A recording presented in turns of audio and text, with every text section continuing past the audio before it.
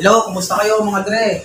Sa lahat po ng mga masusugid na taga-panood ng Rai TV sa iba't ibang panig ng mundo. Magandang umaga, magandang hapon o magandang gabi po sa inyong lahat.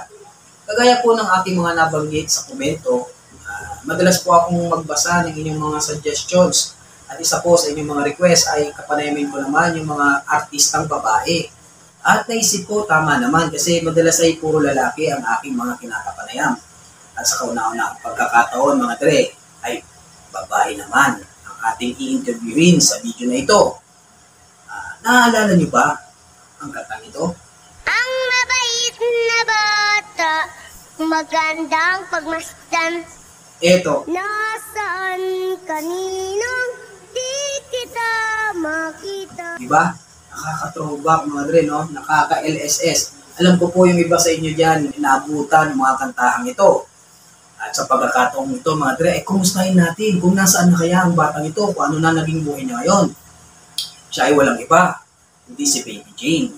Siya nga pala, mga dre, hinihiling ko po na sana huwag niyo pong kalimutan mag-like, share, and subscribe dito sa ating munting channel upang ipagpatuloy ang aming munting adhikain na kumustahin ang mga artista, mga PBA players, mga athlete, mga singer, kung ano na nga ba ang buhay nila ngayon. Tara, samahan niyo ako mga dre, kumustahin natin si Baby Jane.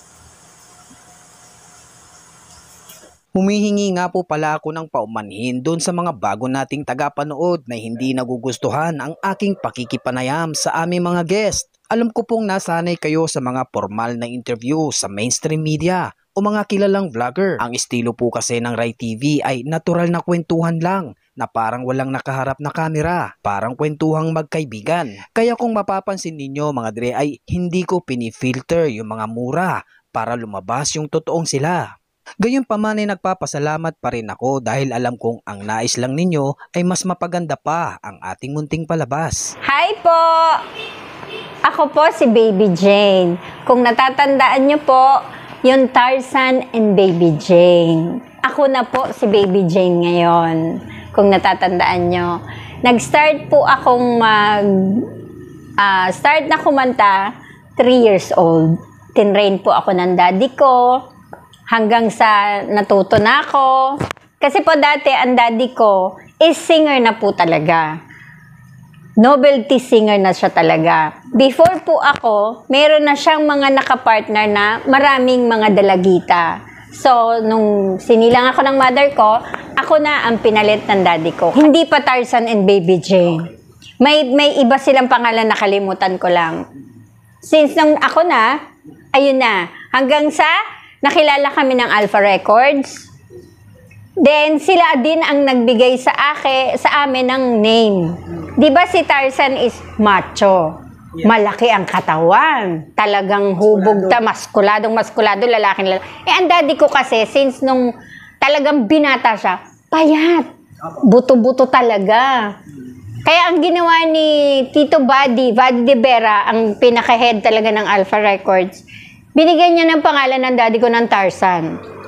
So, para magkaroon ng partner, ano ipapangalan sa akin? May Baby Jane. So, ang Baby Jane, malaki. Dalaga, di ba? Sexy. Ako bata. Kaya nilagyan nila ako ng pangalan na Baby Jane. Kasi maliit na bata.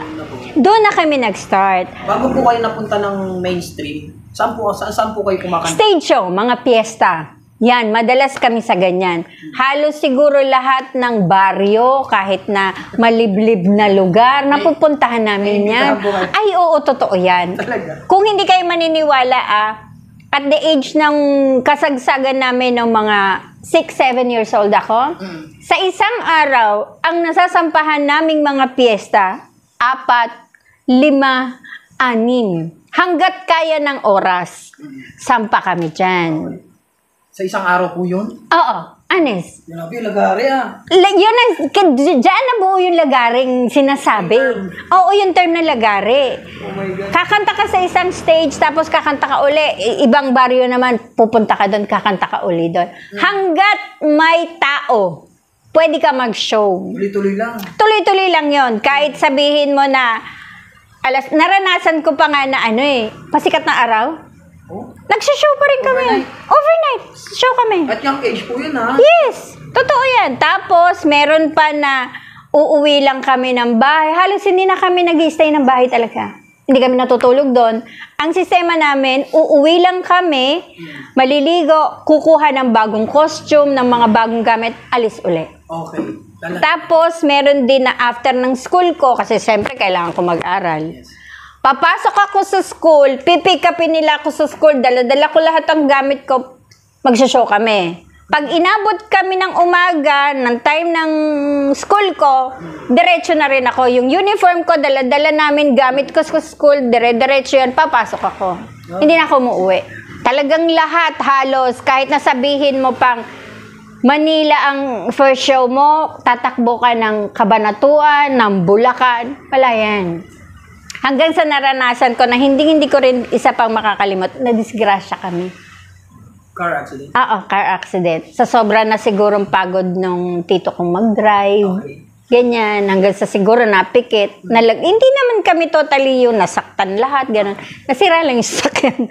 Kasi nalaglag siya. Nalaglag siya sa highway, sa gilid ng highway. Nalaglag siya doon. Wala namang... Wala namang, hindi naman kami talaga na, mabait naman kasi si Lord. Hindi kami hiniyaang masaktan. Yun nga lang yung sasakyan namin nasira. Paano po kayo nakakabuo ng kanta? Since 3 years old ka mo po kayo nag-start, hindi pa po kayo marunong magbasa nun. Lahat yan tinatanong sa akin. Kasi dati, di ba, uso ang cassette tape. Ang gagawin ng composer namin, kakantahin niya yon ng buo. Simula umpisa hanggang matapos, kakantahin. Ang gagawin ng daddy ko sa akin, ang gagawin ng composer sa akin, lagi niya ipaparinig sa akin yung cassette tape. So, doon ko na memorize yung melody plus yung lyrics. Ganun ako mag-aral dati ng song. Kasi nga bata ako. Biro mo at the age of 3, makakabasa ka ba? Hindi, di ba? 3, 4, ganyan. Siyempre, di ba? Ang pinag-aaralan mo lang ng bata kayo, mga drawing pa lang. Doon ako natututo sa ganyan. Tapos, pag nag-recording kami, susundan ko lang yung tono ng composer ko. Anak, eto ang tono niyan, kakantahin ko. Ipapaulit-ulit niya sa akin yun, kaya ako nakukuha yung melody. Okay. Hanggang sa ma-memorize ko siya, makanta ko siya ng buo. Ganon ang sistema ko ng bata ako. Paano po kayo na-scout ng Alpha Records? Ano yan sa piestahan din. Tsaka sa mga Christmas party, mga party na ganyan. Si Tito Buddy, uma-attend siya ng mga party. Siyempre, recording company siya, di ba? So, nag-guest kami one time, nandoon si Tito Buddy, plus si Tito Boy Christopher. Isa rin siyang magaling na composer noon. So, pinakilala din niya kami kay Tito Buddy de Vera, Novelty, di ba? So, doon na nag-start. Kinuha kami ng Alpha, nag-sign kami ng contract, nagkaroon kami ng recording, tapos sunod-sunod na ang gawa nila ng mga song namin. Si Boy Christopher at saka ang Benny Saturno, natatandaan nyo? Yes. Yan ang mga composer namin noon. Plus, kung nakikilala nyo ang Big Three Sullivan, Apo. ayan, si Mar Lopez, ninong ko kasi yan. Ninong ko si Mar Lopez, ginawan din kami ng kanta. Tito Boy Sullivan, yan ang mga gumagawa ng song namin ng novelty. For kasi yung trend kasi yung novelty song. Yes. Oo, ang dami namin nagno-novelty noon. Sila Tito Yoyoy Villame, yung Big Three Sullivan na yan. Marami.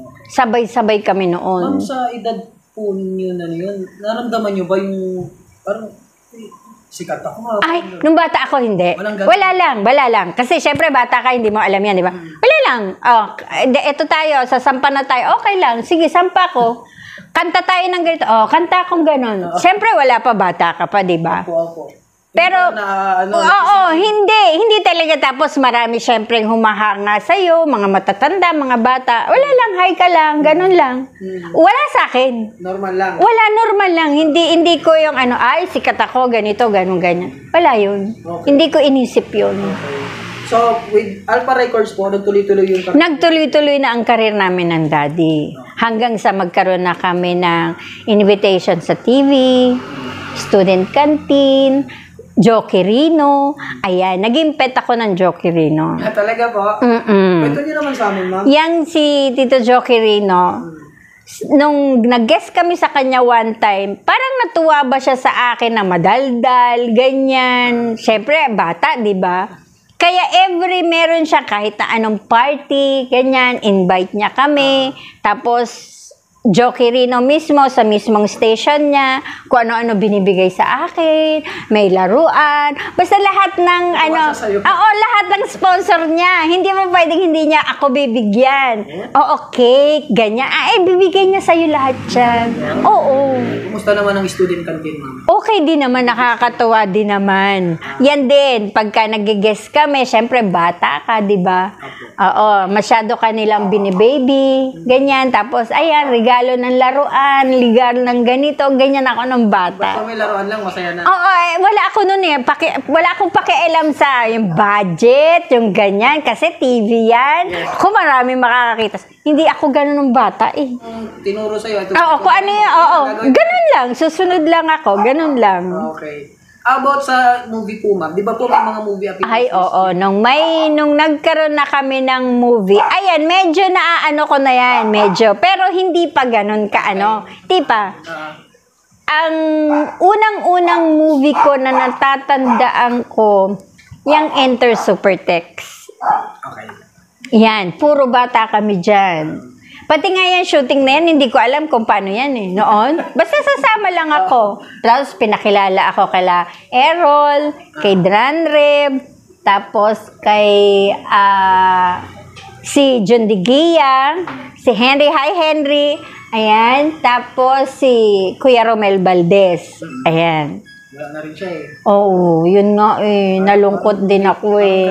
Kamakailan lang din Oo, sa totoo lang. Nakakalungkot pagka yung nakasama mo tapos nawawala. Syempre mga bata kami, di ba? Ang close that time, niya ang Enter Supertext, si Kuya Louie, si Bentot Jr. Okay. Yan, niyaan, si Kuya Louie, at saka si June. Pag hindi namin di syempre, bata ka, takbo kami rito, laro kami doon, andyan na si Direk, sinisigawan kami, asan yung mga bata. Ganyan kami mag-shoot niyan. Tapos, pagka naman, makikita mo na, tigitigisan na kami ng, syempre, may mga lugar kami. Wala na, tulog na. Tapos, gigisingin uli, okay. Kulitan lang. Oo, action again. Ito na naman. Tapos, tuturuan ka kung paano yung fight scene, mga ganon. Ang tagal din, ang tagal ng pagsasama-samahan namin yan. Ano naman po ito with Ray Malonzo po? Ay, napakaluma niyan. Yan naman kami ni Daddy. Unang-unang movie namin ni Daddy. Ito na una muna before yung Super Yes, si Daddy naman yan. Kasama kami ni Daddy dyan. Ano po yan? Ano yan? Ang huling lalaki ng Baluarte. Okay. So, ilang taon po kayo niyan? Siguro mga nasa 5, 4, mga ganun. Ayun o, Tarzan and Baby. Yes. Alam mo bang ang daddy ko nagkaroon din ng movie kay Sharon Cuneta? Hindi po eh, talaga? Dear Heart. Ang papel niya doon, kasi sinama niya ako sa shooting eh. Pinakilala niya sa akin, pinakita niya sa akin si Sharon, ganun. Ang role naman ng daddy doon, siya yung berdugo. Okay. Saan ka nakakita ng berdugo na pagkapayat-payat, ang laki-laki ng itak, siya ang ginawang berdugo. Talaga? Yes, yan ang role ng daddy ko. Comedy, no? Talaga comedy. Basta may comedy talagang kasali siya. Ano ba galing ang daddy niyo as a singer kung ikaw yung tatay? Ay, ano kasi si daddy talagang sasabihin mong napakagaling. Kasi hilig niya marunong siya mag-gitara. Instruments? Oo, yan ang hilig niya. Kasi pag nag-iinsayo kami sa bahay, siya lang ang tumutugtog. Tapos nag-iinsayo kami ng daddy. Napakagaling niya. Tapos, maano rin siya sa mga... Kasi ang lahat ng comedy na ginagamit namin, sarili namin yung gawa ng daddy yun. Siya ang nagsusulat? Lahat. Siya nagsusulat niyan, iniisip niya yan, o ganito maging ano natin. Lahat yun sa amin. Hindi kami yung artista na kumukopya. Hindi gano'n ng daddy. Yes, original. Original namin lahat yan. Hanggang sa, yun na, nagaya na. Halimbawa, sasampa kami, tapos may nauna sa amin, ginamit. Pero sa daddy, okay lang. Marami, nangyayari yun. Kahit na sabihin mo na, amin yun gagamitin nila yun. Kasi nagkiklik sa tao. Okay. Pero sa daddy, marami kasi siyang bala, kumbaga, marami siyang impok na comedy. Okay lang sa kanya. Ilan po ang nagawa niyong album, ma'am? with Alpha? Siguro nasa 3, 4, kung natatandaan ko. Marami din. Lahat yun, novelty song. Yung novelty. Pero para sa inyo po, meron po ba kayong pinaka-paboritong kanta doon? Yung, baby ko, daddy ko, yan. Ayan, naaano tuloy ako. Kasi pagka nagsishow kami, yan ang lagi niyang inaano sa akin. Kasi parang may nakapalood na story namin mag-ama doon sa song na yan. Oo, sa amin lang talaga. Yung bang hinahanap ko siya, yung ganun. Di ba dapat usually mother di ba?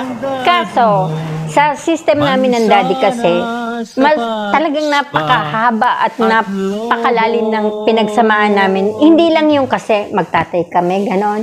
Hindi. Kasi mas marami akong memory sa kanya na talagang hanggang ngayon naman. Kumusta po ba siya bilang ama? Ma-stricto, sa totoo lang. Titingnan mong nagsha-show kami, titingnan mong ganyan. Pag nagalit siya, namamalo din. Namamalo din ng daddy. Naranasan ko mapalo ng daddy. At saka, ano siya talaga, pag sinabi niyang show, show talaga. Hindi po pwede yung, teka mo na maglalaro ako. Hindi pwede. Oo. At saka kahit na sabihin mo na may sakit ako, nasa kanya kasi yung the show must go on. Kahit sabihin mong ano ang naging problema na private nyo sa bahay, may dapat asikasuhin, hindi pwede sa daddy yun. Pag sinabi niyang pupunta ako, pupunta siya.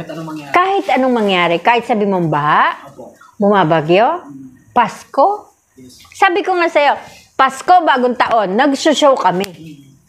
Nasa kalsada kami nagpuputukan. Hindi ko naranasan yung magstay sa bahay. Hindi. Nasa labas kami nag-show. Yan ang daddy. Pero bata ka naman, instead na... Oo, totoo yan. Instead na nag-enjoy ka. Naglalaro ako, ganyan. Hindi. Ang daddy naman, halimbawa, meron kaming one day na hindi na kami nag-show. Gusto niya, rest ka. Tulog ka. Sa loob ka ng bahay, pahinga ka, nood ka TV. Kahit ano, pwede mong gawin. Pero hindi ka lalabas. Doon ka lang sa bahay. Bilang ama po, ma'am, ano yung pinaka-namimiss mo ba sa kanya? Kasi kung titingnan mo siya na laging nagpapatawa, ganyan, sa bahay din ganun siya. Okay. Tapos, malambing din siya. Ano siya parang magkaibigan. Pag nasa bahay, Ang turingan mo. oo, Parang ganun. andiyan magbibiro, haharuting ka, kahit natutulog ka, haharuting ka, kukwentuhan ka ng kahit na alam mo namang hindi totoo, mapatawa ka lang niya. Ganun ang daddy. Okay. Ilan taon po ba siya nung pass away siya? Ano kasi siya September 18, 2018. 2018 lang. Ito lang. Hindi naman namin lahat in-expect na ganun. Kasi, syempre, sa komplikasyon na kasi. Pero nagka-diabetic. Pero yung diabetic naman niya, hindi ganun kalala. Na-control pa namin. Tapos, nagkaroon ng heart problem. Kaya, nung time na ganun, lagi na ako umuwi. Uwi na ako ng uwi dahil sa kanya. Tapos, ang pinakalas is prostate. Yun talagang sakit ng lalaki.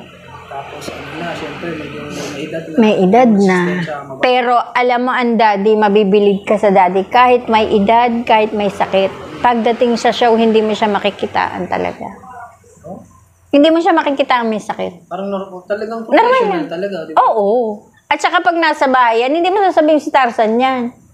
Gumagala yan sa mga kapitbahay namin, nakikipagtsikahan, nakikipagharutan. Yan ang daddy ko. Oo, hindi siya yung kamo na masyado siyang, kasi artista siya, ganon. Yan ang tinuro din niya sa akin.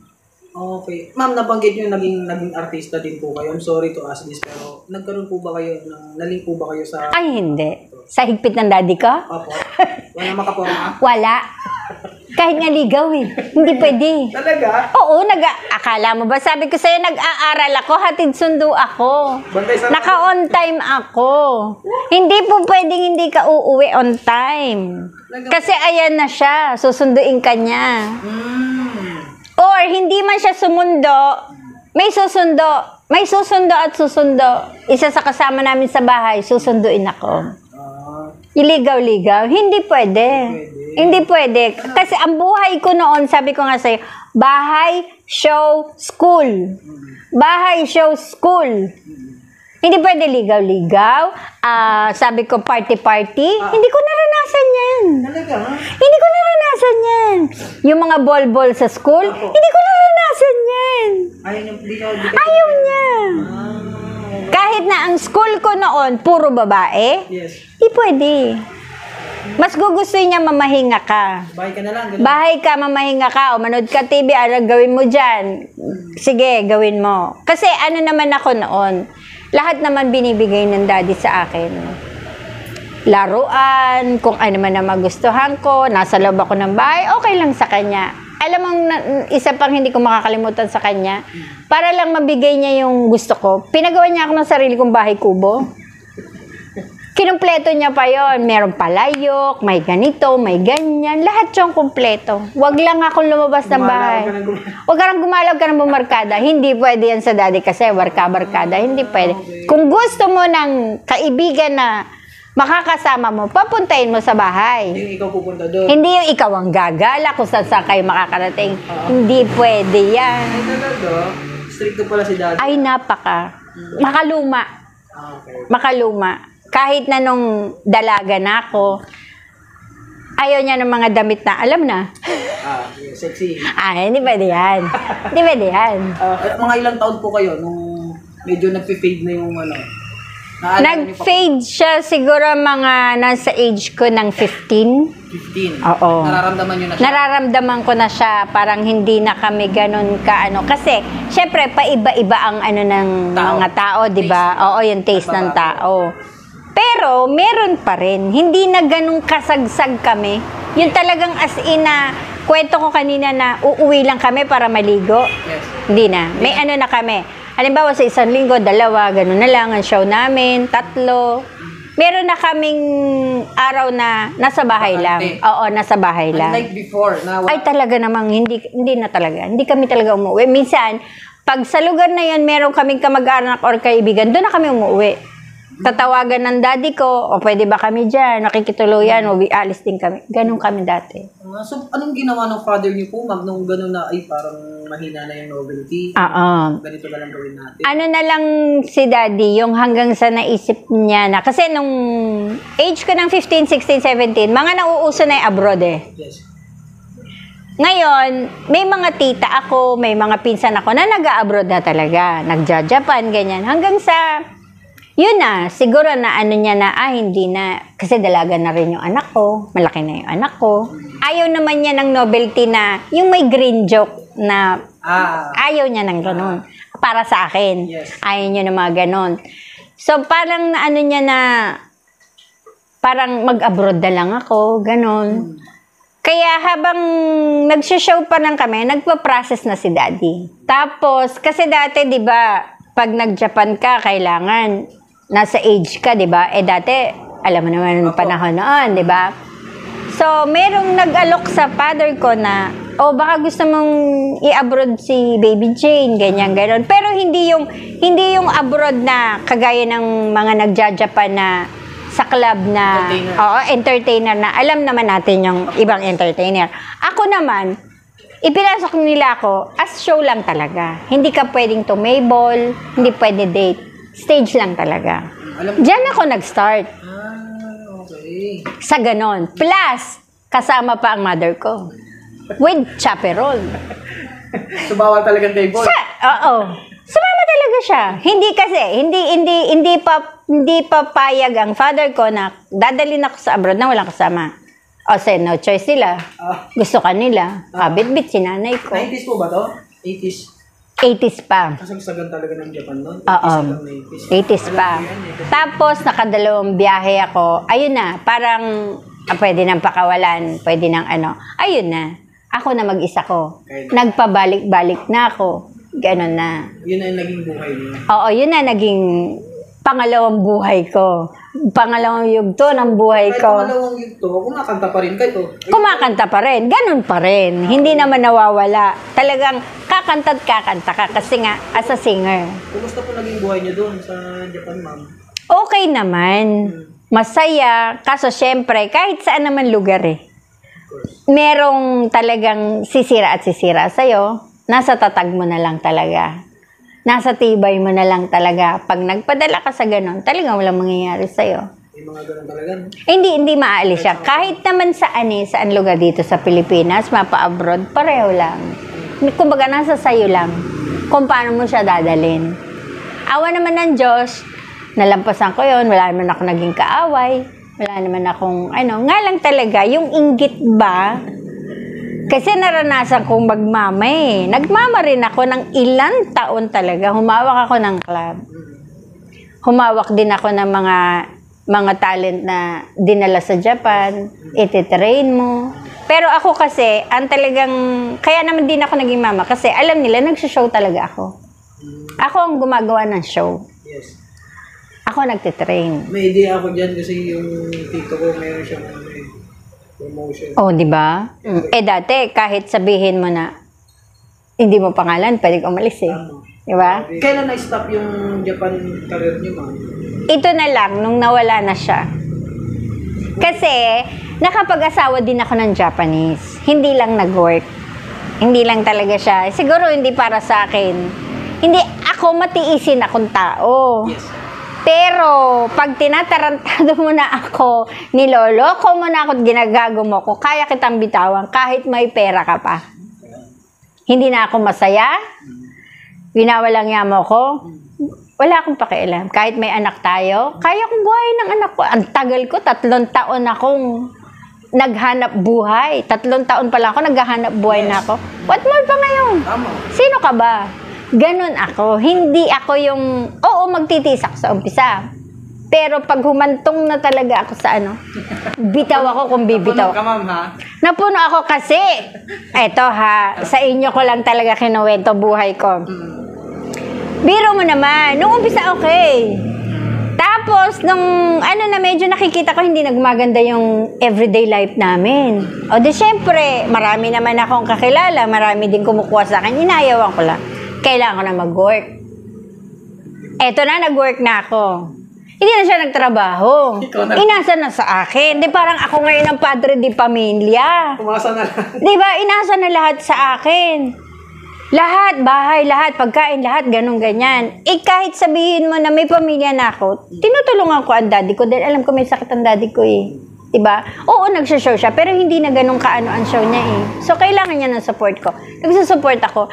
Iasa ko sa kanya, mamamatay ang father ko. Mamamatay ang pamilya ko. Ito na. Tapos, nakuha mo pa mga babae. Di wow. Ayos disipain ko siya, dalimas siya. Alis na siya sa buhay ko. Okay. Pero, okay naman. Nagkaanak ako sa kanya ng 2 lalaki. Nasaan yung... Yung isa, nandoon na sa Japan. May sarili ng buhay. Yung bunso ko naman, nandito pa rin, kasama namin, kasama ko.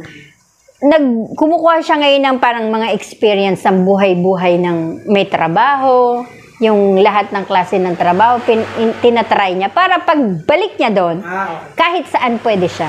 Ang Japanese citizen kasi yung mga anak ko.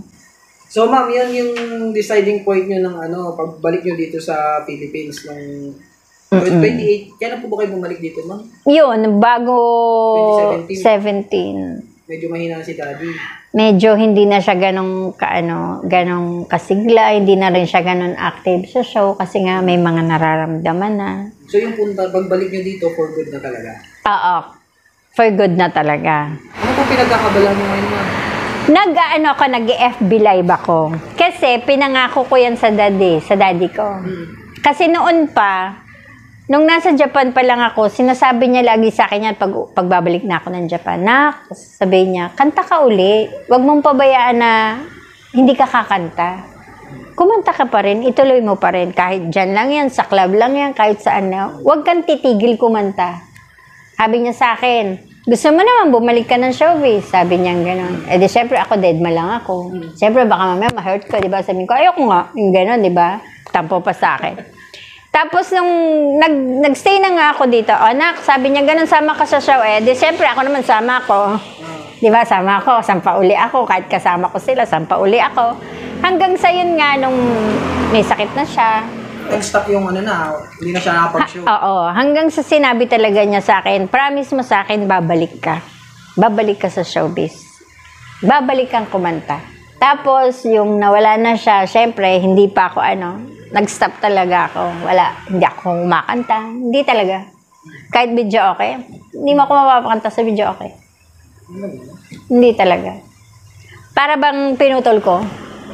Tapos nang medyo nakaka-recover na ako, and sabi ko, tuloy ko pagbigyan ko kaya yung hiling ni daddy, ganyan. Tapos hanggang sa sinasabi ng mga friend ko, yan ang sinasabi namin sa'yo noon pa eh. Mag-FB live ka kaya. May Facebook ka, di ba? Ayun na sila na nagturo sa akin.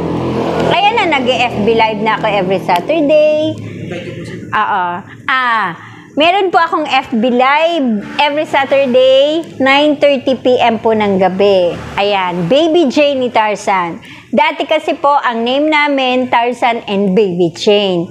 Ngayon, nag-FB Live ako, binaligtad ko lang, Baby Jane ni Tarzan. Andun pa rin ang pangalan ng daddy. Yeah, bisitahin po natin si Ma'am Baby Jane, okay? Madre. Ma'am, pwedeng pahabol ako nung yung mga showbiz career. Showbiz career? Alin? Career, ma'am? Ito. Ito naman sa Channel 9. Yan ang Joey and Son. Yan naman ang first sitcom ko sa TV. Ayan, diyan ko unang nakasama si Ian Veneracion. Bata pa siya noon, bata pa rin ako noon. Tapos si Mr. Joey De Leon, ang TVJ. Ayan. Diyan ang role ko dyan. Ako yung friend ni Ian na chismosang kapitbahay. Na lagi pong, matatandaan niya ng mga tao na lagi pong naka-rollers. Yes. Makikikain sa bahay nila lagi, chika ng chika, chismis ng chismis sa buhay na may buhay. Yan ang role ko dyan sa Joey and Son. Regular po kayo doon? Oo. Galing. Yan. Pinagpuyatan ko din yan. Parang natatandaan ko, dyan nabuo ang love story ni Tito Joey at saka ni Eileen. Sa show na yan? Yes. Okay. Diyan. Tapos, yun nga, pagka nanonood kami ng TV, lagi pa rin nababanggit ni Sir Vic Soto. Tapos, ang gumaganap na ako, si Maine Mendoza. O, diba? Nakaka-flatter, nakakataba ng puso na kahit sa edad namin na to, kahit nawala na ang daddy, natatandaan pa rin nila kami. Hindi kami nawawala, hindi kami nabubura. Isa rin, Vice Ganda. Kaya thankful ako kay Vice Ganda, TVJ. Ayan, kasi nababanggit pa rin kami. Hindi kami nakakalimutan ng mga tao. Hindi naman kasi biro yung Yes. legacy mo. Oo. And meron akong special na hindi makakalimutan na experience ko nung bata ako. FPJ. Na talaga namang napaka-humble, napakabait. Namimiss niyo yung buhay niyo? Gumagala kayo, show dito, show doon? Namimiss ko yun. Kaso, merong time na nakakalungkot. Kasi wala na si daddy. Siguro sabi ko nga kung siguro buhay pa yan, ang mai-interview mo, dalawa na kami. Siya ang magkukwento sa'yo. Napakaraming kwento. Napakarami talaga. Hindi kayo matatapos sa isang araw. Kasi yung pinagdaanan namin ng daddy, naranasan pa namin na sumakay ng tangke ng gera. Anong tawag doon? Tapos yung eroplano ng mga army. Tapos naranasan din namin na mag-show na sasakay ka ng bangka para makatawid ka doon sa kabilang ilog na isla na pasisiyahin mo yung mga tao. Pag-uwi din namin, magbabangka ka. Tapos naranasan din namin na kahit bumabagyo, baha, may show. Kumusta ang buhay noon? Kumpara sa buhay ngayon, simple lang noon, no? Ay, oo, napakasimple noon. Kasi hindi namin nabot to eh. Ngayon, mahirap talaga pag hindi ka talaga nagpupursige, nagsusumikap. Hindi ka gaya noon talaga. Kasi ang pera natin noon is, di ba? Kumbaga, napakalaki. Tama. Diyos ko, ang baon ko noon, natatandaan ko, piso. Mayaman na ako noon. Sa totoo lang. Ngayon, Diyos ko, ang baon mo, Diyos ko, pamasahe mo, lahat kukwentahin mo. Parang ang hirap. Oo, ang laki ng pagbabago. Hindi kagaya buhay noon. Ngayon, talagang kailangan mo talagang magpupursige ka, magsisikap ka. mag-a-adjust ka, gano'n, magtitipid ka. Hindi ka gaya ng buhay noon. Sige, hala, sige, gano'n. Ngayon, hindi. Based po sa experience niyo, ma'am, ano po yung may bibigay yung payo sa amin sa life lesson, ma'am? Life lesson, sasabihin ko na lang yung laging sinasabi ng Daddy Tarzan. Sa kagaya kasi namin na sa showbiz, hindi porket sikat ka or mayaman ka, okay ka na, mataas ka na. Laging sinasabi yan ng Daddy sa akin na, maging mababa ka lang. Simikat ka man, o kung ano man ang estado mo sa buhay, mababa ka lang. Pantay-pantay lang. Hindi ka pwedeng magyabang, hindi ka pwedeng mag-arte, hindi ka pwedeng magselan. Paa sa lupa, no? Oo. Nakaapak ka pa rin sa lupa. Yan ang lagi niya sinasabi. Kasi syempre, bata ako noon, di ba? Merong time na talagang antok na antok ka, may toyo ka, di ba? Ay, ayaw ng Daddy yan. Gusto niya lagi ka nakasmile. Kahit ano dinadala mo, kahit masama pakiramdam mo, smile. At saka makikitungo ka talaga sa lahat ng tao. Kese hodang mabaho yan, kese hodang mahirap lang yan, kese hodang nag-aano lang yan. Lahat. Pakisamahan mo. Pakisamahan mo. Ganun ang Daddy. 3 years old, ma'am, dumating ba yung may point ba nang nagtantrum ka na ano? Meron. Ay, hindi ko nga ikahihiya. Umihi pa ako sa stage eh. Naihi ako sa stage eh. Honest. Naihi ako. Siyempre, wala nang oras. Diba? Siyempre, kagigising mo lang, bata ka, diba? Ganyan kasi siste eh. Pagkatapos ng syokola, natutulog na ako sa sasakyan. Tapos sa susunod na naman uli biyahe, tutulog uli ako. Eh, syempre, wala ka ng time, wala ka ng para mag-jingle-jingle ka man lang dyan, mag-snack-snack ka man. Walang ganon nung kami ng Daddy. Hanggang sa hindi ko na nasabi, gusto ko mag-wiwi, ganyan. Hindi ko na naabutan yun. Mismo, hindi ko na siya mapigilan. Sabi ko sa'yo, tugtog, bumabahang gano'n, umaagos ng tubig. Totoo yan. Talaga? Oo, lalo na sa opera. Sa gala. Naanuhan ko yan.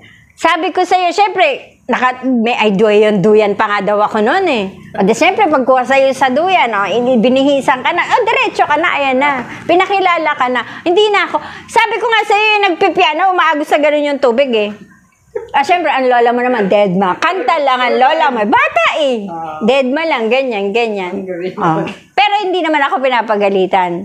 Pinagtatawanan lang nila ako. Bata eh. Bata eh, di ba? Oh, di ba? Masasabi mo ba yon? Mapipigil mo ba yon? Bata ka eh. Kung tayo nga may edad na, hindi mo mapigil eh. Katawa naman yung regulation. Totoo yan. Sa'yo ko nga lang kinuwento yan eh. Totoo lang. Hindi natanong ko, no? Totoo yan. May mga nanonood sa atin na producers, may mga directors. Baka po may, palimbawa po may offer sa inyo, sa showbiz. Ay, welcome na welcome po. Singing, mga ganon. Ay, okay naman po. Hanggang ngayon naman pag may nag-i-invite sa akin na party, ganyan, mga fiesta, umaano pa rin ako. Umaarte pa rin. Umaarte pa rin, ganyan, kumakanta pa rin. Napaka-bless sa akin yan pagka nagkaroon ulit tayo ng isa pang pagkakataon na mag-movie uli or mag-singing ka rin uli, mag-TV pa rin uli. Tanggap natin. Yes. Tsaka, yan talaga binili ng Daddy. Ma'am, alam nyo ba, may mga nag-request din sa inyo, kaya kami pumunta dito. Ay, talaga? Diba sa Facebook, may mga Talaga? Opo. So, ma'am, pasalamatan natin sila. Maraming salamat po sa inyong lahat, lalong-lalo na po yung sumusuporta sa Rai TV. Ayan. Nakakataba po ng puso dahil hanggang ngayon, hindi nyo pa rin po kami nakakalimutan ng Daddy Tarzan ko.